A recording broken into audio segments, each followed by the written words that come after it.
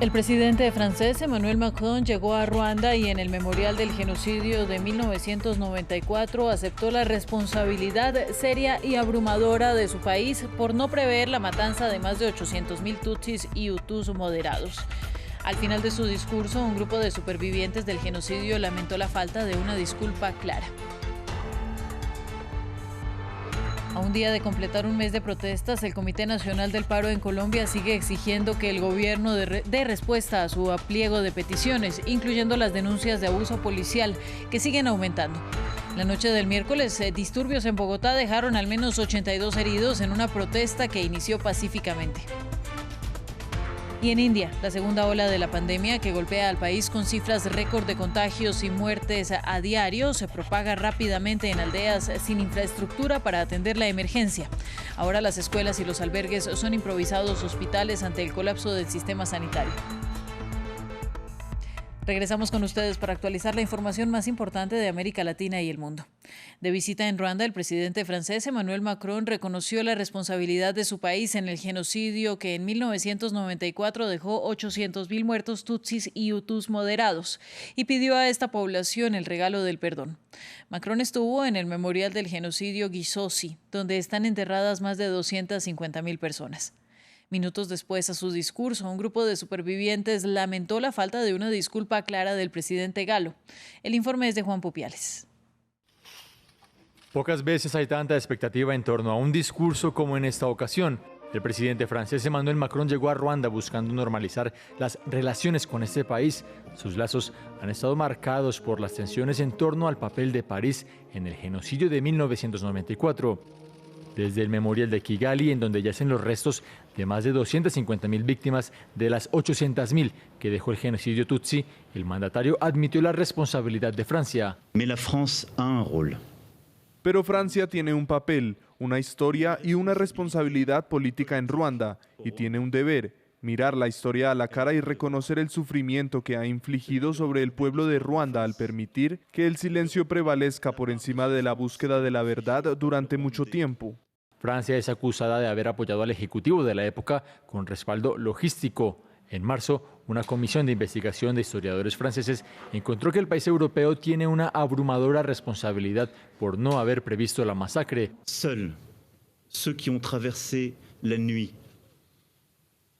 Son aquellos quienes han atravesado la noche, los que pueden quizás perdonar, darnos el regalo del perdón. Son unas palabras que no son suficientes para los supervivientes de la masacre, quienes lamentaron que el presidente francés no haya pronunciado una disculpa clara. Por su parte, el presidente de Ruanda, Paul Kagame, dio la bienvenida a las palabras del presidente francés. En vez de criticarlo por no haber pronunciado directamente la palabra disculpa, el líder africano aseguró que los ruandeses podrían no olvidar, pero sí perdonar a Francia por su papel en la masacre. Sus palabras fueron algo más valioso que una disculpa. Fueron la verdad. Hablar de la verdad es arriesgado, pero uno lo hace porque es lo correcto. En información de América Latina, Colombia se encuentra a un día de cumplir un mes de manifestaciones masivas contra el gobierno. La noche de este miércoles, después de un día de marchas pacíficas, hubo disturbios en Bogotá y al menos 82 personas resultaron heridas luego de enfrentarse con la policía. Entre tanto, el Comité del Paro sigue pidiendo al presidente Iván Duque una respuesta al pliego nacional de emergencia y desde el interior del país aumenta el llamado para que el gobierno permita la entrada de observadores internacionales, mientras las denuncias de abuso de la fuerza siguen aumentando. Natalia Plazas informa. Los reclamos al gobierno colombiano no cesan. Cuando está a punto de cumplirse un mes de protestas, los manifestantes rechazan que no se haya dado aún respuesta a sus peticiones y tiran la pelota al campo del Ejecutivo para terminar la crisis. Depende fundamentalmente de que el gobierno atienda esas peticiones y de alguna manera la gente evalúe si se resuelven los problemas sociales que tienen que ver con el hambre, con la pobreza, con la exclusión, por ejemplo, si tenemos una renta básica.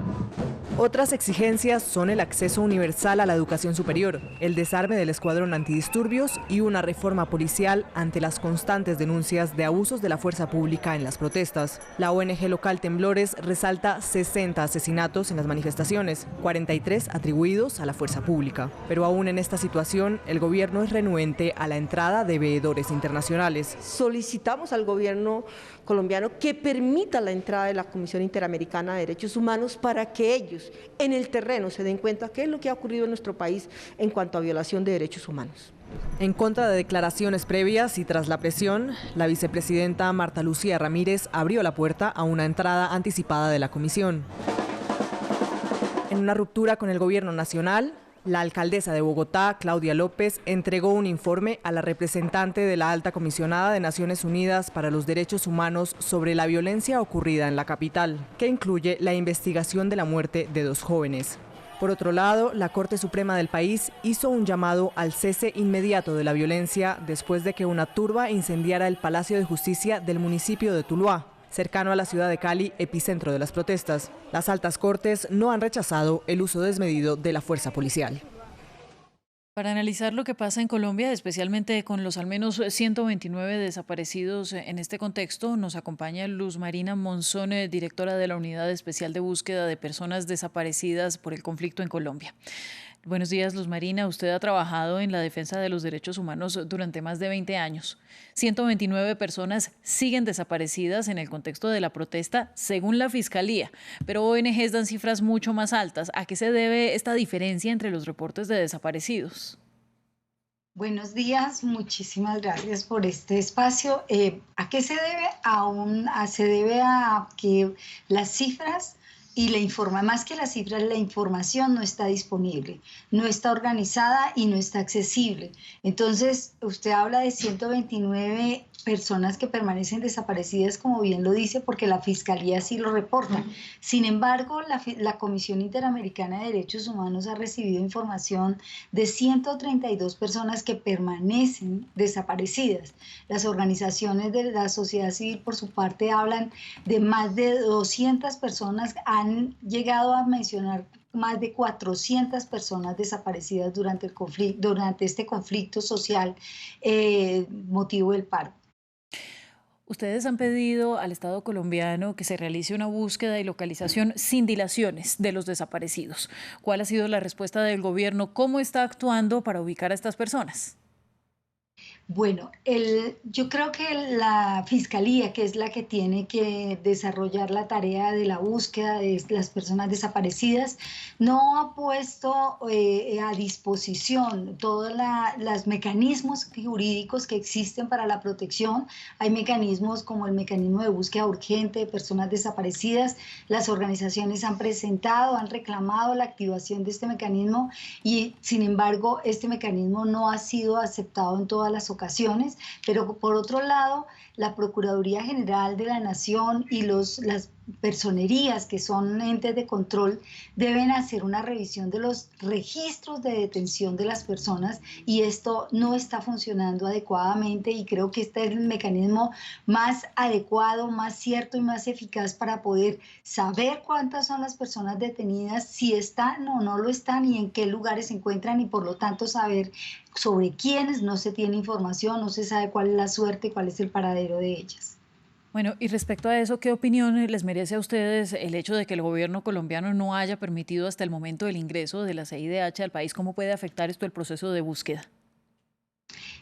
Me parece que ante esta situación, decir que no vengan los organismos internacionales, que son mecanismos que fueron reconocidos por el Estado cuando asume la responsabilidad de dar cumplimiento a un tratado, es un error. Es un completo error. ¿Por qué? Porque una de las tareas que tienen estos mecanismos es justamente asesorar a los estados para cumplir sus obligaciones.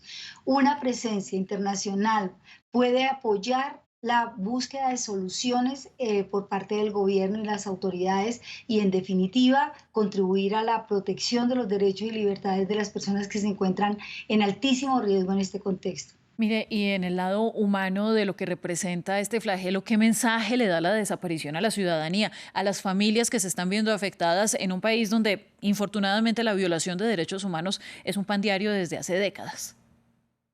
Pues el mensaje es sumamente grave porque es la reproducción de patrones del pasado que llevaron a que hoy en Colombia se hable de más de 120.000 personas desaparecidas durante el conflicto armado. Durante el conflicto armado fueron desaparecidas personas bajo patrones similares a lo que estamos viendo hoy, y es detenciones por parte de agentes del Estado a plena luz del día, sobre las cuales esos agentes del Estado no dan cuenta de a dónde fueron llevadas las personas. Las familias no pueden acceder a información rápidamente sobre sobre la suerte de esa persona. Luego las personas son llevadas a lugares que no necesariamente son de detenciones regulares, como está ocurriendo en este momento. Y el mensaje es que tenemos que ser firmes como autoridades, pero también como sociedad en exigir que la no repetición. Las personas no pueden ser sometidas a desaparición forzada en este país, ni en ninguna parte del mundo. Muchas gracias a usted y que aparezcan, que es lo más importante. Continuamos con más noticias y vamos a hablar ahora de COVID-19.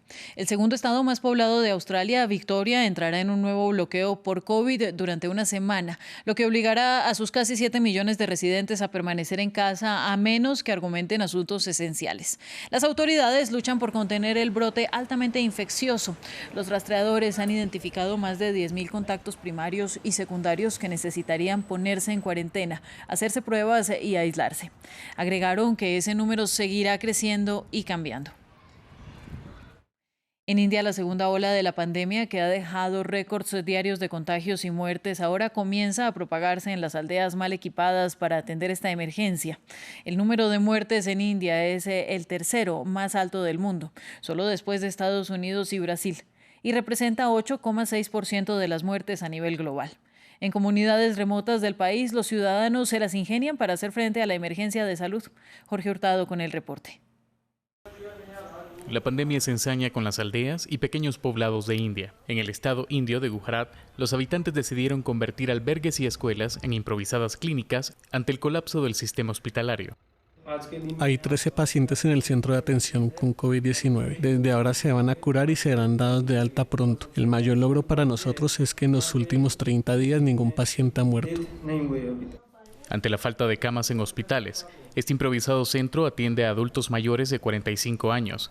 Más de 80 han sido enviados a casa totalmente recuperados. Pero en otros estados como Uttarakhand, donde no existe la mínima infraestructura para proponer centros temporales, unidades móviles de salud deben subir empinadas montañas para intentar atender a los contagiados, con los escasos medios disponibles. No hay muchas instalaciones disponibles aquí.